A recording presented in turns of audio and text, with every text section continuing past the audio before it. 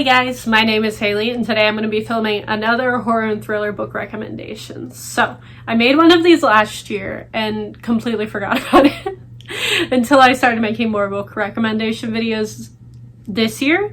And then I was like, oh no, what books did I already talk about? So if you would like to see my recommendations from last year, I will leave that linked down below because that seems to get more views in October. And I feel like it's gonna be a yearly thing.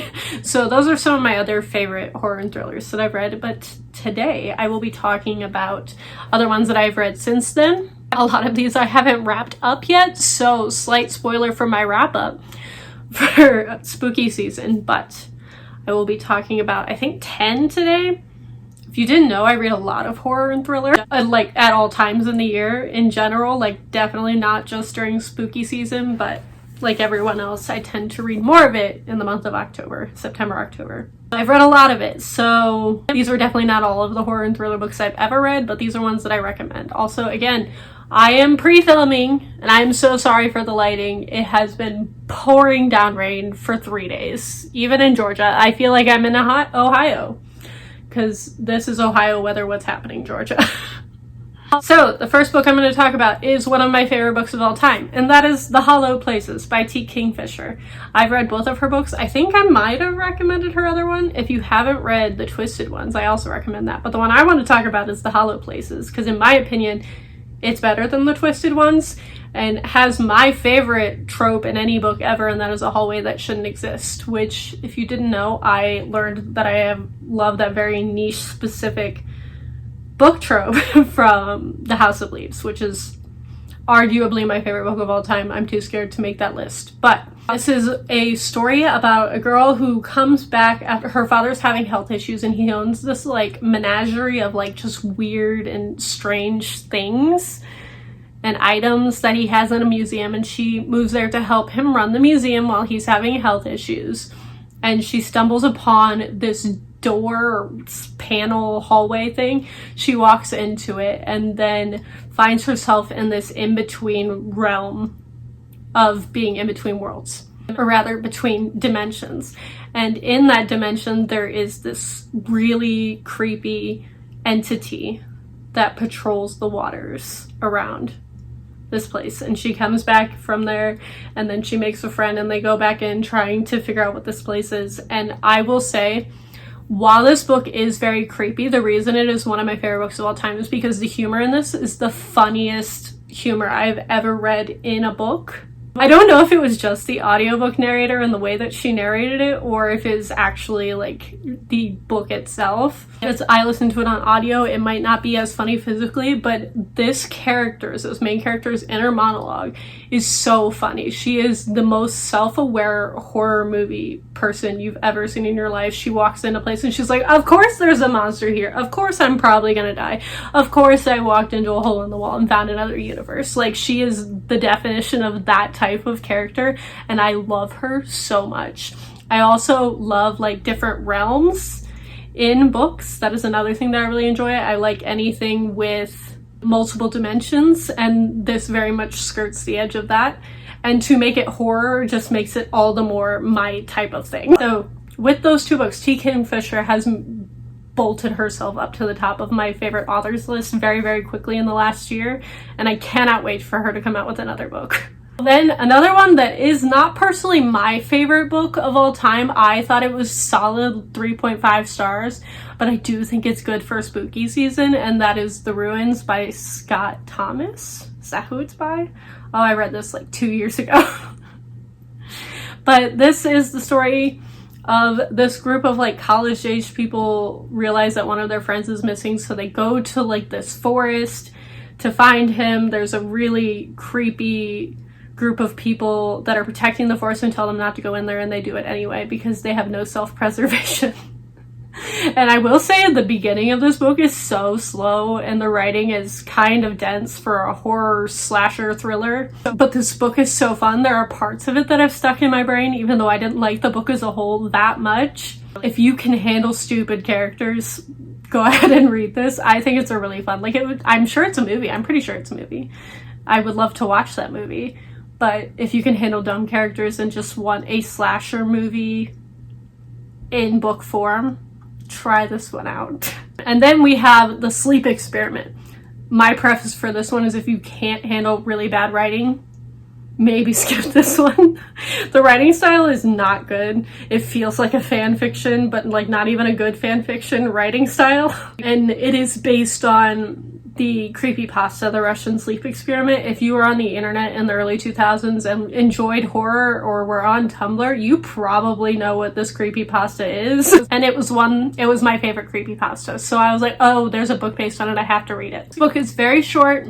It's technically the second book in a series, but I don't think it's like an actual series. It read very easily as a standalone, especially if you already know this creepypasta story. And the basic premise is this professor wants to know what would happen if humans went as long as possible without sleep, which is what creepypasta is based on. And so he tricks these two travelers into taking his experiment. He locks them in a room that is sealed tight, releases a gas into the room, and their only job is to not sleep, and they need to stay in there for at least, I think it's 3 weeks. They're trying to beat the record of the longest people have ever gone without sleep, just to see what would happen to these people if they don't sleep for several weeks. And disaster ensues.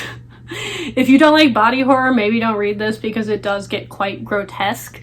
But I thought this followed the creepypasta pretty well in a more contemporary setting. And it was a very fun read if that is a story that you already enjoy. Next up, I have one that really surprised me last year that I think I got from an Audible like freebie or whatever they're called. I don't have Audible anymore. I don't remember what it's called. But that is The Girl from the Well. I picked this up last year because it is A Girl from the Well. What does that sound like? It sounds like The Ring, which is probably arguably one of my favorite horror movies of all time because I grew up on it and it scared the crap out of me as a child.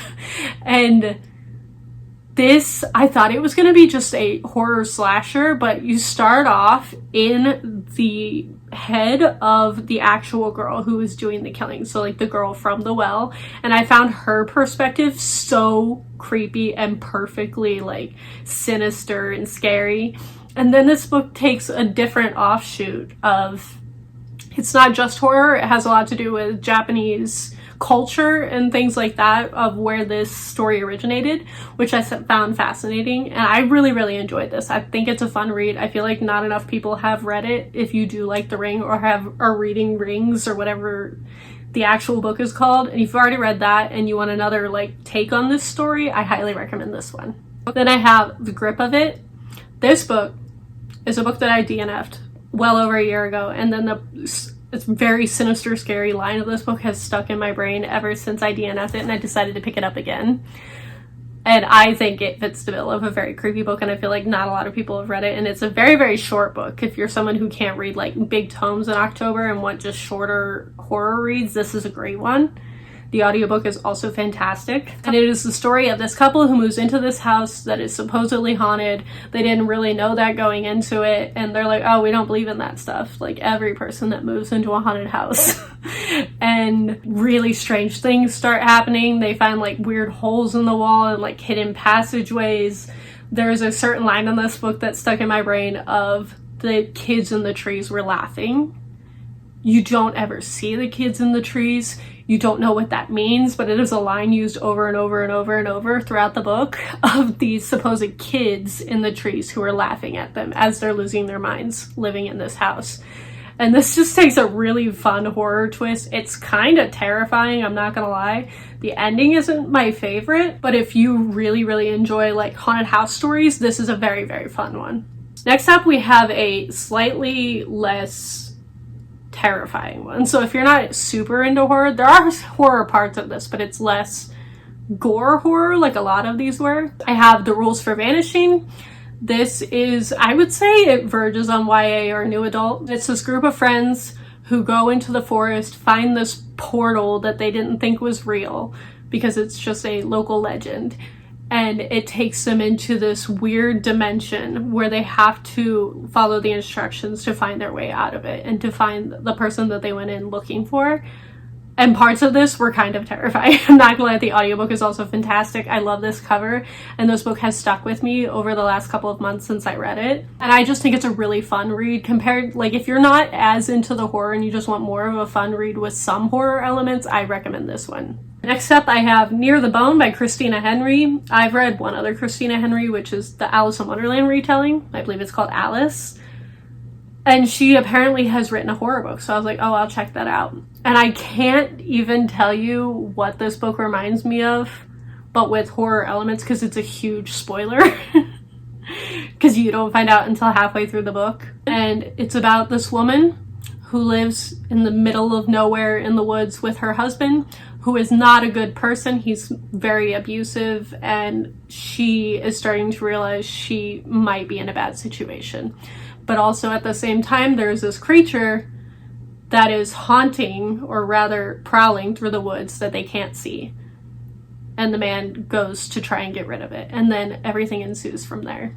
I thought this was a really good homage to another book that was very popular several years ago that I can't mention because it spoils one of the plot twists. But with the addition of a monster horror story with that story, which I found fascinating.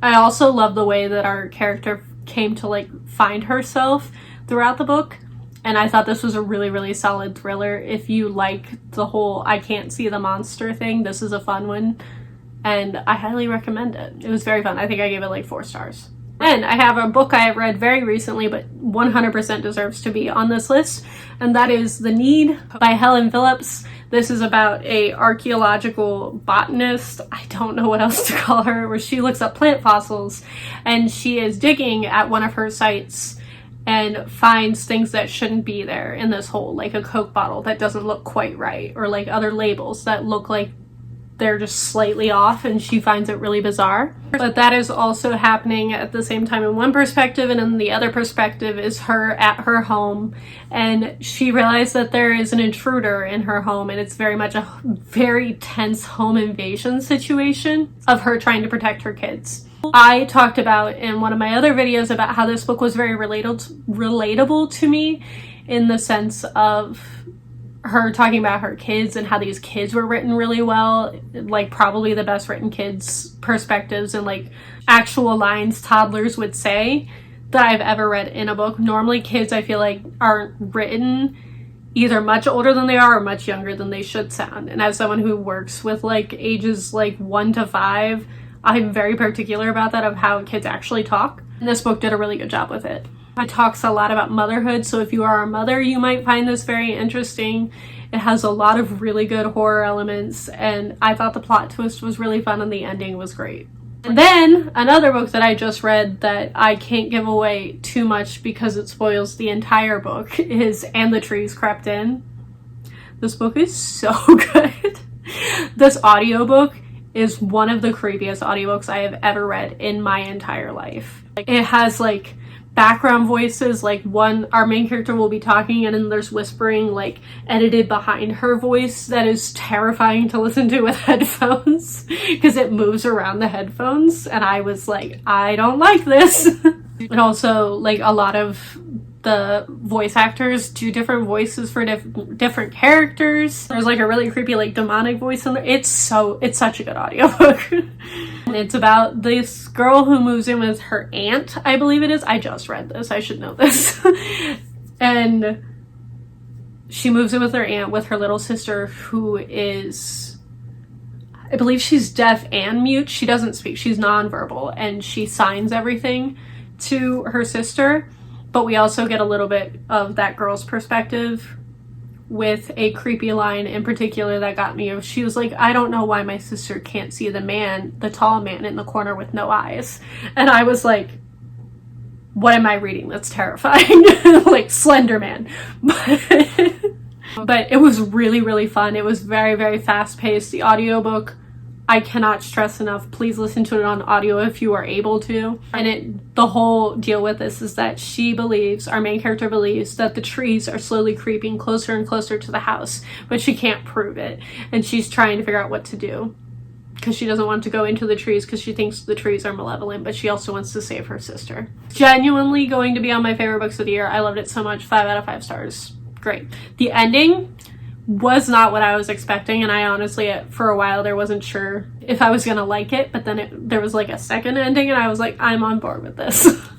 And then my last one is a straight up thriller. If you don't do horror but like thrillers, I think I might have found one of my new favorite thrillers of all time, and that is They Never Learn.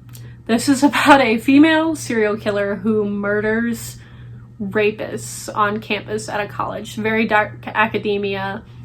And we also get the perspective of a younger girl who goes to this college campus who is having issues with her friends.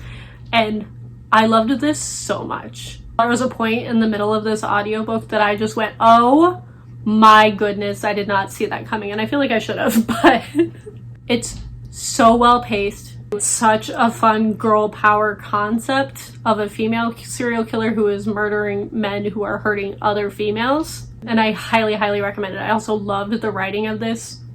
So good. And yeah, those are my horror and thriller recommendations for this year. I hope you all enjoyed this. Let me know if any of these sparked your interest down below from my descriptions of them, or if you have read any of them and agree with my sentiments for them. But I hope you all enjoyed this. I hope you got a couple of recommendations from it, and I will see all of you guys next time.